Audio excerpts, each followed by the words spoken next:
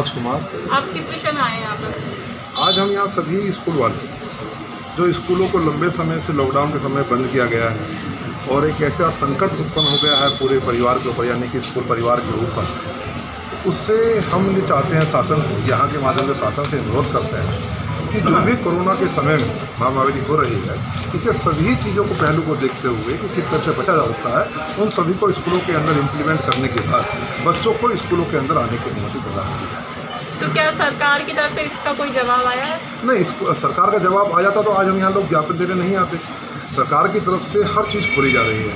आप देख रहे हैं कि कंपनियां खोल दी गई हैं, मेट्रो के लिए उसके आदेश हो गए हैं और जिम खोल गए हैं, मॉल खोल दिए गए और यहाँ तक कि साप्ताहिक बाजार तक खुल गए हैं। तो सर स्कूल क्यों नहीं खुला अभी तक? स्कूल खुलने के पीछे उनका तर्क हो सकता है अलग अलग। एक तरह से ये भी है कि सरकार को उससे कोई बेनिफिट्स नहीं होते हैं, कोई प्रॉफिट नहीं होता है और यहाँ तक स्थिति है कि ठीक है, हम मानते हैं कि जो महामारी है उसको बचना चाहिए, हम इसमें दो राय नहीं है, लेकिन उससे बचने के तरीके भी अलग अलग हैं। स्कूल बहुत बड़ा होता है, स्कूल के अंदर बच्चों को स्पेस है। आप ही कह दीजिए कि एक कमरे के अंदर कुछ 8 बच्चे बैठ के पढ़ेंगे या 10 बच्चे पढ़ेंगे, दो दिन में बच्चा आएगा या 3 दिन में एक बार बच्चा स्कूल के अंदर आएगा या काम लेने बच्चा स्कूल में आएगा। लेकिन जिस तरह से आपको पता होगा सरकार ने नियम तो पहले भी बना रखे हैं, जैसे बस में बनाया है कि 20 ही लोग आने चाहिए, रिक्शा में बोल रखा है कि 2 ही लोग बैठने चाहिए, लेकिन बैठते 8-8 हैं। तो आपको लगता है कि स्कूल में अगर ये नियम बना दिया जाएगा तो इस नियम पर काम किया जाएगा?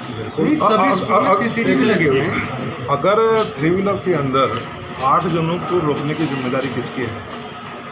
सरकार की है, पुलिस की है, प्रशासन की करेगी। तो वही तो कह रही हूँ ना कि इस पर एक मिनट मैं उसे ही बता रहा हूँ आपको कि लेकिन जब स्कूल खुल रहे हैं हमारे, तो स्कूलों की जिम्मेदारी प्रबंधकों को दी जाए। जैसे कि अगर आपके स्कूल के अंदर कमरों के अंदर की संख्या से ज़्यादा ये चीज़ें मिली या कोई और परेशानी हुई, जैसे टॉयलेट्स की बात है या सैनिटाइजर की बात है, हर चीज़ अगर कोई चीज़ नहीं मिली तो आपके खिलाफ कानूनी कार्रवाई की जाएगी, उसके लिए तैयार है। लेकिन एक तरह से आप सोच के देखिए, 5.5 महीने से स्कूल बंद है, अभिभावक लगातार पेरेंट्स ये मांग कर रहे हैं कि स्कूलों की फीसों को माफ़ किया जाए।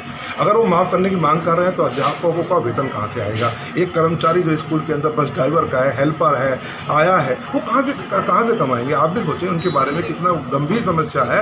हम सब एक स्कूल प्रबंधक का मतलब क्या होता है? प्रबंध करना, यानी कि उसका मैनेजमेंट करना। तो क्या आप वेतन की वजह से ऐसा चाहते हैं कि स्कूल खुले? नहीं, वेतन नहीं है, सारी ही चीज़ें हैं। बच्चों के लिए भी चाहते हैं कि उन बच्चों के लिए जिनके पास मोबाइल फ़ोन नहीं है, जिनके पास इंटरनेट की सुविधाएं नहीं है, जिनके पास इंटरनेट तो है लेकिन 2G लगा हुआ है, ऐसी सभी सुविधाओं को हम चाहते हैं। और हम सब ये नहीं चाहते कि आप लोग पूरा स्कूल एकदम खोल दीजिए, 3 दिन में एक बार खोल दीजिए या आप ऑफलाइन ऑनलाइन दोनों खोल दीजिए, यानी कि हम उसी क्लास के अंदर से क्या नाम है, जूम के माध्यम से पढ़ाना भी चालू करें और जिन बच्चों के पास कोई चीज़ें नहीं है उन्हें भी करना चालू करें। तो आपको क्या लगता है इस ज्ञापन के बाद सरकार क्या करेगी? कुछ ना कुछ तो जरूर होगा, ये पहल है, निश्चित तौर पर कुछ ना कुछ परिवर्तन तो होगा। ये तो हम कह देंगे कि हम शुरुआत ही नहीं करेंगे तो ये चीज़ें नहीं होंगी। आज हमने शुरुआत की है, जब आज ये शुरुआत की तो और जिलों के अंदर और तहसीलों के अंदर इसका शुरुआत होगी और निश्चित तौर पर सभी स्कूल एक होंगे और स्कूल अगर एक होंगे, एक आवाज़ होगी तो आपको क्या लगता है जो ये ज्ञापन अभी आपने दिया है तो इस पर सरकार क्या जवाब देगी?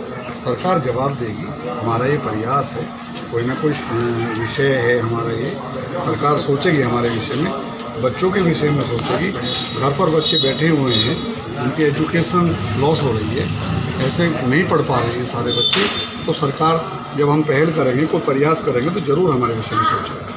और बच्चों का जो 5 महीने में जो नुकसान हुआ है उस पर आप क्या कहना चाहेंगे? नहीं, नुकसान नहीं हुआ है, सब बच्चों को नुकसान नहीं हुआ।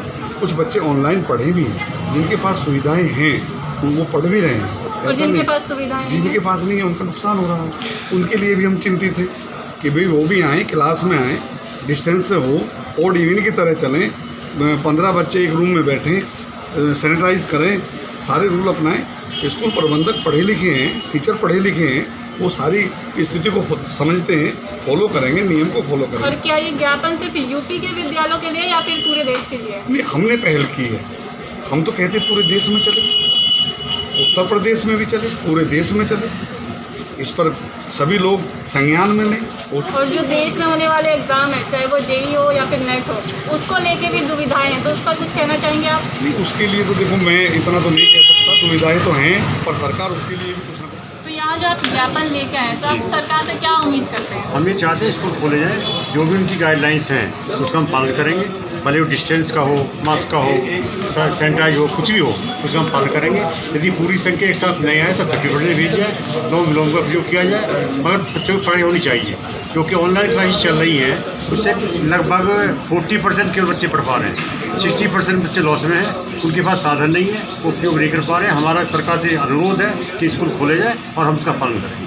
और अभी जो 5 महीने का नुकसान हुआ, तो इसके बाद से जब स्कूल खुलेगा तो क्या एग्ज़ाम जिस तरीके से होता था वैसे ही होगा या फिर कुछ उसमें टाइम लगेगा? नहीं, टाइम बोर्ड नहीं, ऑनलाइन क्लास चल रही है, बाकी जो बच्चे उससे वंचित तो रह इसका रहे हैं। मतलब जो एग्ज़ाम जिस टाइम हो रहा था, तो आपको क्या लगता है सरकार ने इस पर ध्यान क्यों नहीं दिया अभी तक? सबसे बड़ी समस्या तो यही है कि शायद जो वित्तहीन स्कूल है, जिन्हें सरकार से कोई सहायता नहीं मिलती, शायद उनकी तरफ से उन्हें ज़्यादा आय की प्राप्त नहीं होती है, कोई टैक्स ज़्यादा नहीं जाता।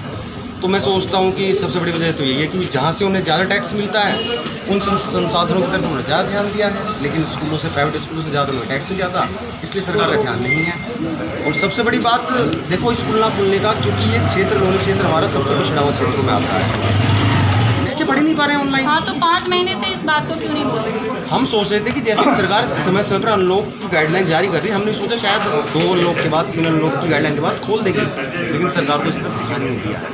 वो सिर्फ डाटा मंगाती है हमसे कि आप ऑनलाइन बच्चों का डाटा भेजिए। अच्छा, ज़्यादातर स्कूल वाले डाटा के साथ आपने शिकायत क्यों नहीं किया? की है, समस्याओं पर DIO साहब के माध्यम से किए हैं, उन्होंने अपनी समस्याओं से अवगत कराया है। तो क्या उस तरफ से कोई जवाब आया? नहीं, वो भी यही कहते हैं, हमें आश्वासन देते हैं कि जैसे गाइडलाइन आएगी तो शायद स्कूल के लिए कोई नई गाइडलाइन आ जाएगी, लेकिन अब तक 4 अनलॉक गाइडलाइन आ चुकी है, स्कूल के लिए कोई ऐसी गाइडलाइन आई नहीं आज तक। तो आपको क्या लगता है सरकार कब तक इसका जवाब देगी? क्या पता है? देखिए, सरकार आज तो हमारा इस आंदोलन में पहला कदम है, इसके बाद हम 2 दिन बाद परसों सरकार को हमारा जिलाधिकारी के आवास पर ज्ञापन देने जाना है। और ये लड़ाई, अभी ये संघर्ष हमने शुरू किया है, उसे पूरे प्रदेश में फैलाएंगे, सारे मंडलों में फैलाएंगे, और सबका साथ रहा, सभी स्कूल प्रबंधकों को प्रधानाचार्य को, तो सरकार ज़रूर सुनेगी हमारी बात, हमारी मेहनत रहेगी।